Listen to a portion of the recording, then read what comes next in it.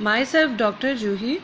आज मैं आपको contractual capacity of the parties यानी पक्षकारों की संविदा करने की क्षमता के बारे में बताना चाहूँगी।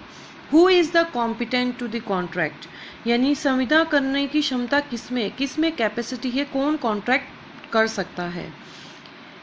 इंडियन कॉन्ट्रैक्ट एक्ट सेक्शन 10 के अनुसार सभी करार प्रवर्तित कराए जा सकते हैं अगर वो संविदा करने की क्षमता रखने वाले व्यक्तियों द्वारा किया जाता है। अब बात ये उठती है कि संविदा करने की क्षमता रखने वाले व्यक्तियों द्वारा संविदा तो किया जा सकता है, लेकिन संविदा करने की क्षमता कौन रखता है।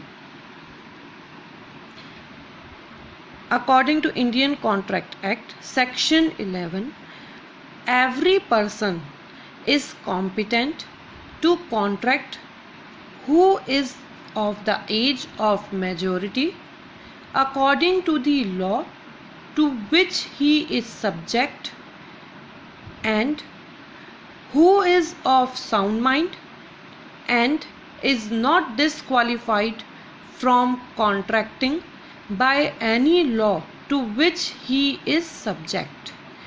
And the three tests, namely age, soundness and disqualification, need to be applied to determine whether a person is competent to contract or not.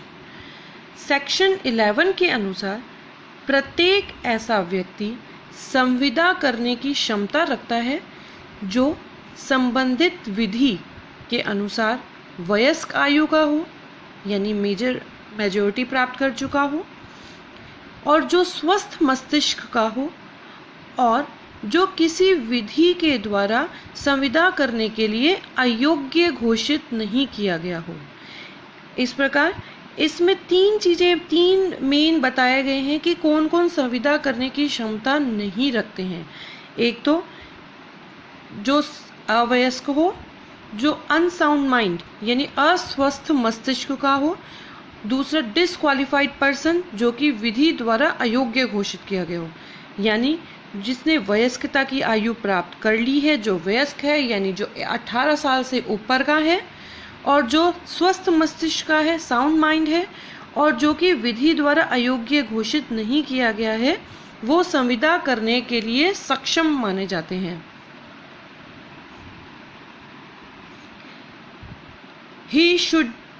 Every person is competent to contract provided he should not be minor. An individual who has not attained the age of majority, 18 years in normal case, and 21 year if guardian is appointed by the court. He should be of sound mind while making a contract. He is not disqualified from contracting by any other law to which he is subject.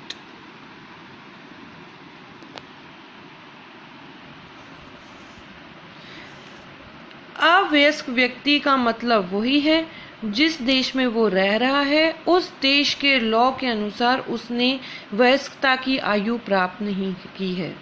जैसा कि भारतीय वयस्कता अधिनियम है हमारे India में, उसका section 3 है, उसे 2 पार्ट में डिवाइड किया गया है। सामान्यतः वयस्कता की आयु क्या है? 18 वर्ष यानी 18 साल पूरा कर लेता है तो वो वयस्क है। अगर संरक्षक यानी गार्जियन नियुक्त किया गया है तो वयस्कता की आयु क्या है? 21 पूरे होने पर ही वो वयस्क माना जाएगा। Ratification of a contract by a minor on attaining the age of majority। क्या ऐसे जो कि अवयस्क है जिसने कॉन्ट्रैक्ट कर लिया है, क्या ऐसे कॉन्ट्रैक्ट की वयस्कता प्राप्त करने के बाद पुष्टिकरण यानी अनुसमर्थन यानी रेटिफिकेशन किया जा सकता है? No. A minors agreement is void ab initio. Therefore, an agreement with a minor cannot be ratified even after he attains majority. In the case of Ram Gopal versus Sudhir, It was held that a person gave a promissory note in satisfaction of one executed by him for money borrowed when he was a minor. It was held by the court that the claim under the promissory note could not be enforced because there was not consideration. पुष्टिकरण या अनुसमर्थन संभव नहीं है। एक अवयस्क वयस्कता प्राप्त करने के बाद अपने करारों की पुष्टि नहीं कर सकता है। इसके पीछे कारण यह है कि कोई करार जो कि शून्य है उसका पुष्टिकरण नहीं किया जा सकता है। जो माइनर्स एग्रीमेंट होते हैं वो प्रारंभ से ही शून्य होते हैं, वॉइड एब इनिशियो, यानी प्रारंभ से ही शून्य होते हैं। जो अवयस्क व्यक्ति कोई करार कर रहा है तो वो शून्य है। अगर वो करार करने के बाद वयस्क हो जाता है तो वो पिछले करार, जब उसने अवयस्कता में किए करार थे, उसका पुष्टिकरण नहीं कर सकता है, वो करार शून्य ही कहलाएंगे।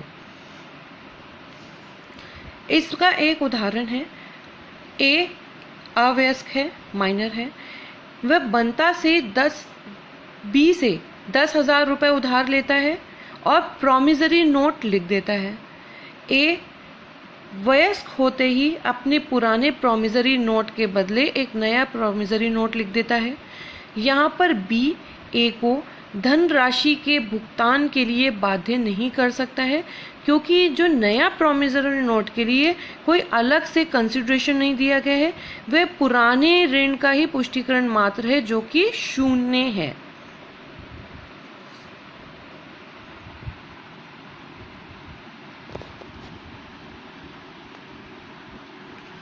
Fraudulent representation bye a minor. क्या एक झूठ बोल के अवयस्क फ्रॉड्यूलेंट रिप्रेजेंटेशन, जबकि एक माइनर द्वारा झूठ बोल के कॉन्ट्रैक्ट में प्रवेश किया जाता है, यानी अपनी एज छुपाकर, यानी अपनी आपको वयस्क बताकर एक कॉन्ट्रैक्ट करता है किसी दूसरी पार्टी के साथ, तो उसका क्या रिजल्ट होता है? According to Section 30 and 33 of the Specific Relief Act 1963, in case of a fraudulent misrepresentation of his age by the minor, inducing the other party to he enter into a contract, the court may provide for the compensation to the other party. As in the case of Khan versus Singh, it was held by the Lahore High Court that where the contract is set aside, the status quo ante should be restored, and the court may direct the minor on equitable grounds restore the money or the property to the other party if the money or property could be traced. देखिए, अगर कोई अवयस्क व्यक्ति अपनी आयु छुपाकर किसी दूसरे व्यक्ति के साथ कॉन्ट्रैक्ट करता है, तो दूसरे व्यक्ति को ये अधिकार होता है कि वो कंपनसेशन ले सके, क्षतिपूर्ति प्राप्त कर सकता है ऐसा व्यक्ति।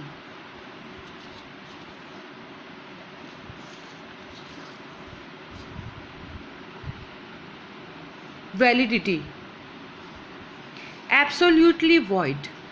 A contract with or by a minor is absolutely void, and the minor therefore cannot bind himself by a contract. It was held by the Privy Council that a minor's agreement is altogether void in the case of Mohan versus Rajkumar, where Rajkumar minor borrowed from by executing a mortgage of his property in favor of Mohan. जो miners का जो contract होता है वो absolutely void है, void ab initio और void from beginning. एक अवयस्क के साथ किया गया करार पूर्णतया शून्य है, इसके साथ किया गया करार वॉइडेबल भी नहीं माना जा सकता, ये बिल्कुल शून्य है। प्रीवी काउंसिल का केस था जिसमें माइनर्स एग्रीमेंट को पूर्णतः शून्य माना गया था। इसका एक बहुत इम्पॉर्टेंट केस है जो मैं आपको अभी बता रही हूँ, मोहरी बीबी वर्सेस धर्मोदास घोष केस। मोहरी बीबी वर्सेस धर्मोदास घोष केस है जिसमें बताया गया था कि अवयस्क के साथ किया गया करार प्रारंभ से ही शून्य होता है। अवयस्क में अनुबंध यानी संविदा करने की क्षमता नहीं है, इसलिए अवयस्क द्वारा किया गया शून्य है, शून्य करणीय भी नहीं है, यानी voidable भी नहीं है, void ab initio. A very important case that held explained this issue is Mohri Bibi versus Dharmodas Ghosh case. In this case, a minor had borrowed some money from a money lender by mortgaging his house. The money lender moved to take possession of the minor's house when he defaulted payment. The court, however, said since an agreement with minor's party is void, the money lender could not enforce this contract. इसमें क्या था कि धर्मोदास एक अवयस्क व्यक्ति था। उसने जो अपनी प्रॉपर्टी है मोहरी बीबी के पति यानी प्रतिवादी ब्रह्मोदत्त के पास मॉर्गेज रखकर इस इंटरेस्ट पर 20,000 रुपीज़ का उधार ऋण लेने का एक कॉन्ट्रैक्ट किया। जो धर्मोदास बंधक करता था, मॉर्गेजर था, उसने अब इसमें से लगभग 10,500 रुपए की नकद वापस प्राप्त कर लिए। प्रतिवादी अर्थात मॉर्गेजी ने बंधक की कार्यवाही करने के लिए वकील को सौंप दिया। बंधक की कार्यवाही के दौरान जो वकील था, जो एडवोकेट था, उसे धर्मोदास के अवयस्क होने का पता चला, यानी वो माइनर था। तो वकील ने वादी अथवा बंधककर्ता से एक लेख पत्र द्वारा यह लिखवाया कि ये वयस्क हो चुका है। यह घोषणा के बाद बाकी रुपए दे दिया गया। कुछ दिनों बाद धर्मोदास यानी वादी जो था, स्वयं ने ही प्रतिवादी के विरुद्ध वाद प्रस्तुत कर न्यायालय से ये प्रार्थना की कि यह जो कॉन्ट्रैक्ट है शून्य घोषित कर दिया जाए तथा संपत्ति पर से बंधक रद्द कर दिया जाए। तो इसमें कहा गया था कोर्ट ने कहा कि जो अवयस्क के साथ किया गया करार होता है वो शून्य होता है, वॉइडेबल भी नहीं होता है।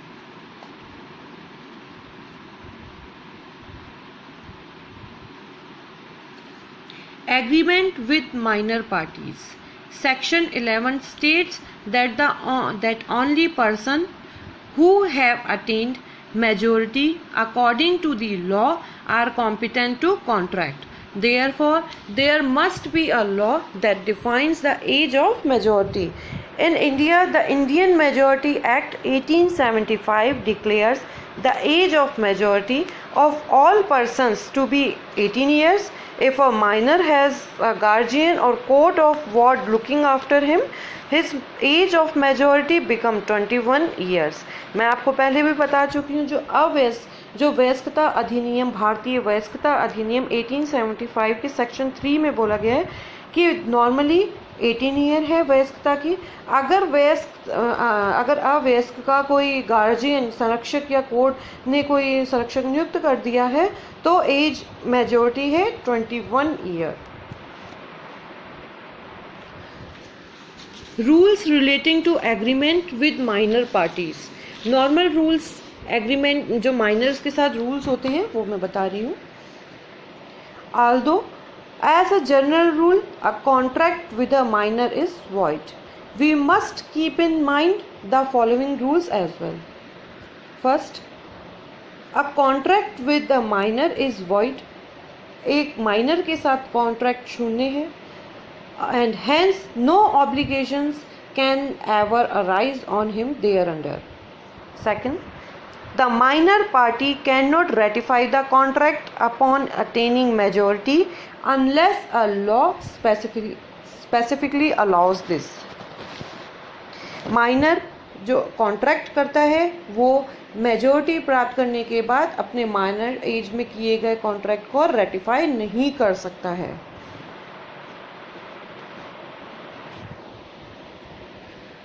No court can allow specific performance of a contract with minors because it is void altogether. No court can allow, कोई भी कोर्ट अलाउ नहीं कर सकती है specific performance of a contract with minors because it is void. कोई भी court किसी minor द्वारा किए गए कॉन्ट्रैक्ट को अलाउ नहीं कर सकती है.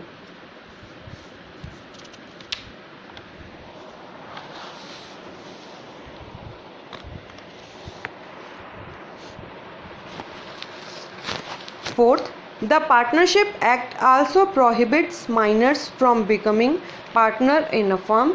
They can, however, receive the benefits of partnership and ratify the same upon attaining majority.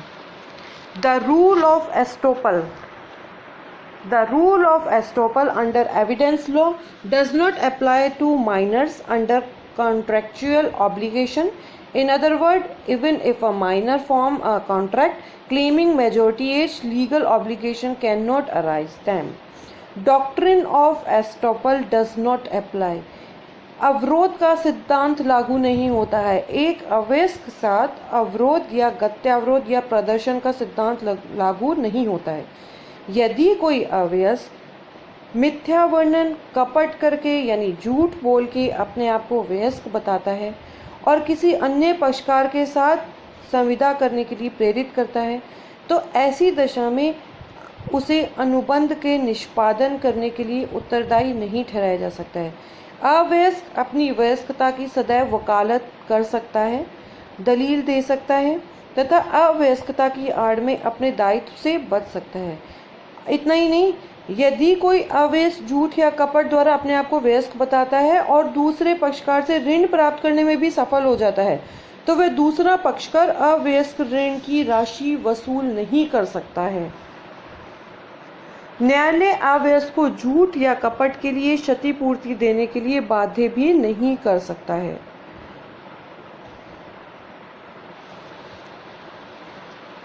Parents or guardians of minors can name them in contracts only if it benefits them, but even in this case the minor cannot be personally liable. अवयस्क द्वारा किए गए करार के लिए माता पिता का कोई दायित्व नहीं होता है, चाहे वह दायित्व जीवन की आवश्यकताओं के संबंध में ही क्यों न हो.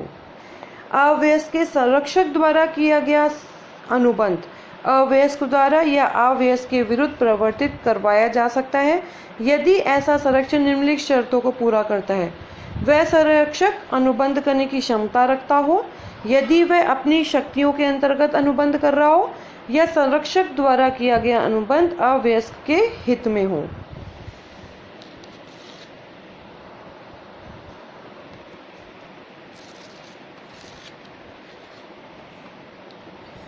नेक्स्ट है, मैंने आपको बताया था कि कौन कौन संविदा करने की क्षमता रखते हैं. एक तो मेजोरिटी प्राप्त व्यक्ति, सेकंड है person of sound mind.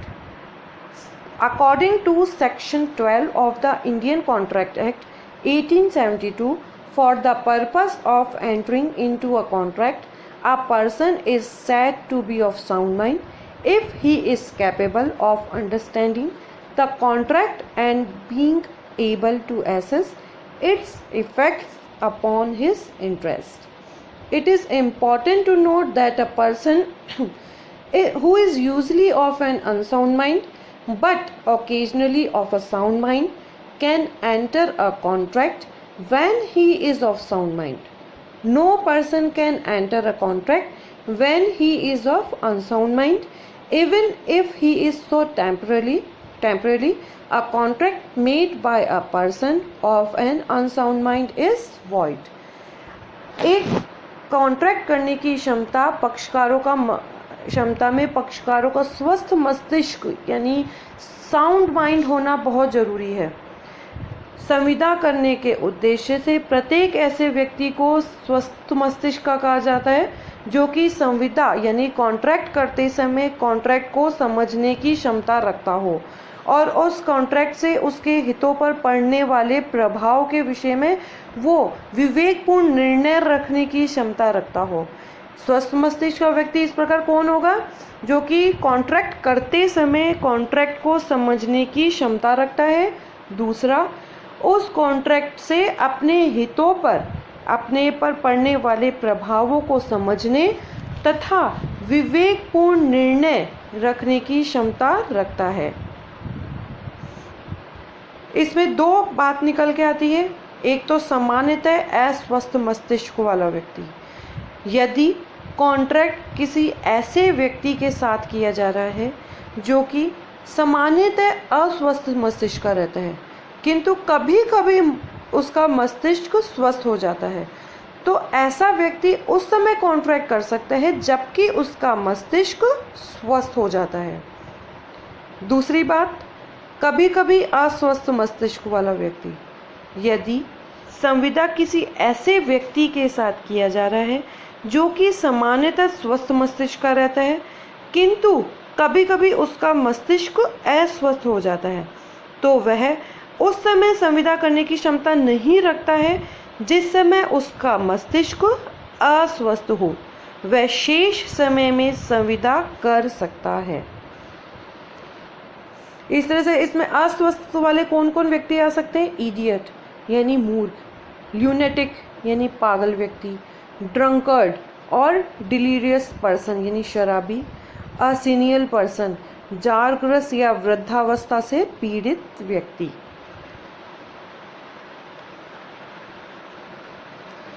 Disqualified persons, apart from minors and people with unsound minds, there are other people who cannot enter into a contract, do not have the capacity to contract. The reasons for disqualification can include political status, legal status, etc.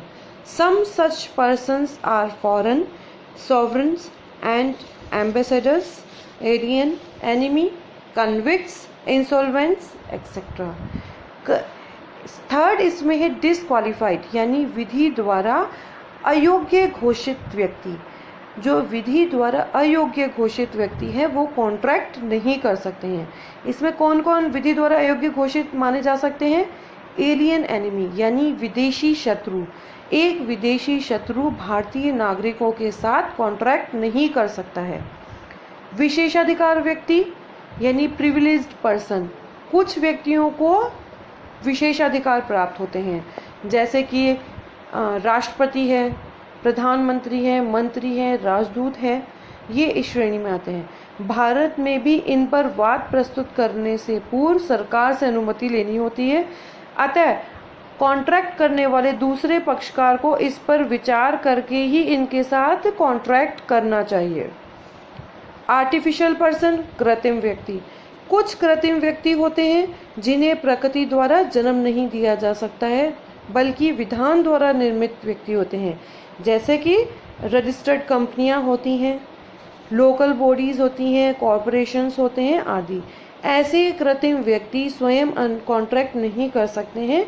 इनकी ओर से contract कौन करते हैं? इनके जो अध्यक्ष होते हैं, प्रबंध संचालक होते हैं, प्रबंधक होते हैं, सेक्रेटरी होते हैं, यही करते हैं। अपराधी, अपराधी से आशय ऐसे व्यक्ति से जिसे न्यायालय द्वारा कारावास या मृत्यु की सजा सुनाई गई है, तो ऐसे व्यक्ति के साथ कॉन्ट्रैक्ट नहीं किया जा सकता। इंसॉल्वेंट यानी दिवालिया। एक दिवालिया व्यक्ति द्वारा किया गया करार भी शून्य होता है। तो इसी प्रकार से हम इस टॉपिक में ये बता रहे हैं कि कौन कौन व्यक्ति कॉन्ट्रैक्ट कर सकते हैं और कौन कौन व्यक्ति कॉन्ट्रैक्ट नहीं कर सकते हैं। Thank you.